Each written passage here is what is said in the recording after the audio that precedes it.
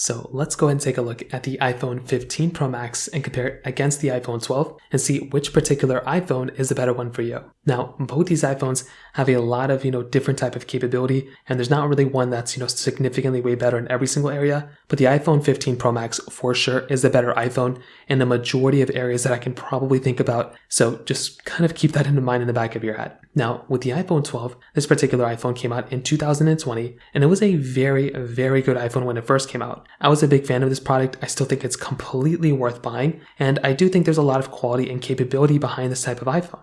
I'm a massive fan of this iPhone, and I still think it looks very, very good in this day and age. Now, another big thing to keep in mind is that this iPhone has a 6.1-inch display. It's, a good panel. It has a notch and everything, so it's not perfect, but I do think it's a very good panel when it kind of comes down to it. On the iPhone 15 Pro Max, this is a much bigger 6.7-inch Super Retina XDR OLED display. So it's significantly bigger. It has, clearly a few kind of not issues going on with it, but it's a bigger phone, so you may not be a big fan of a big phone, but you're getting that dynamic island, and you're also getting 120 Hertz on this particular iPhone as well, which is another very cool thing. So personally for me, if you're going to be getting any type of iPhone, getting one that has 120 Hertz is going to be a very big feature in and of itself, and that is going to be a very, very cool thing, in and of itself, in my opinion. Now, beyond that, both of them have charging ports at the bottom, but the iPhone 15 Pro Max does have USB-C, which is a very big thing. The iPhone 12 has Lightning. On the backside, you're getting a standard glass back on the iPhone 12 with a dual camera setup. The iPhone 15 Pro Max has a frosted glass back,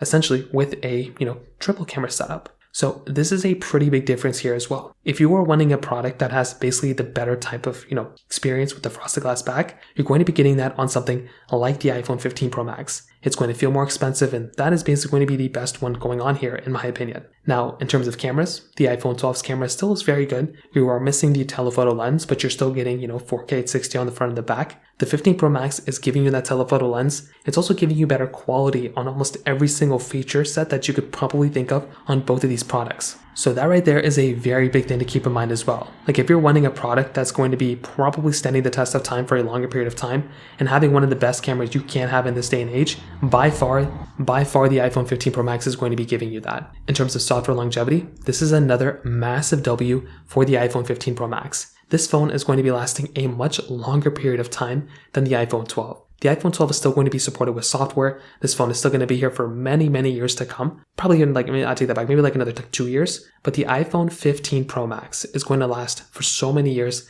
it's not even funny at all. In terms of the performance on both these devices, you're going to be getting the Apple A14 Bionic chip with 4GB of RAM inside of the iPhone 12. With the iPhone 15 Pro Max, you're going to be getting that Apple A17 Pro chip inside of it with 8GB of RAM. It's the first iPhone to bring 8GB of RAM, which is crazy. And I'm still going to tell you that is going to be the better performing chipset and better performing device in every single area on the 15 Pro Max. The iPhone 12 is still a very good performing device. I still think Apple did a tremendous job with that phone, and even still to this day and age, it still holds up very well. There's really not like a lot to complain about on that particular phone, if I'm being honest. But definitely for sure, the iPhone 15 Pro Max is going to be the better one every single which way you would look at it, in my personal opinion. Now, in terms of the other side, I would say battery life, you're going to be getting better on the iPhone 15 Pro Max. Just every single area you can think of is going to be a better experience on the iPhone 15 Pro Max for sure. So to kind of sum it up, what I'll definitely tell you is, I definitely do think a device like the iPhone 15 Pro Max is going to be the better one for sure. It's going to be giving you just a better experience every single way, but I still think the iPhone 12 is still a decent phone for the price tag, and if you can get one for like $300, then by all means go for it and pick it up. But I think the choice is clear. Pick up the iPhone 15 Pro Max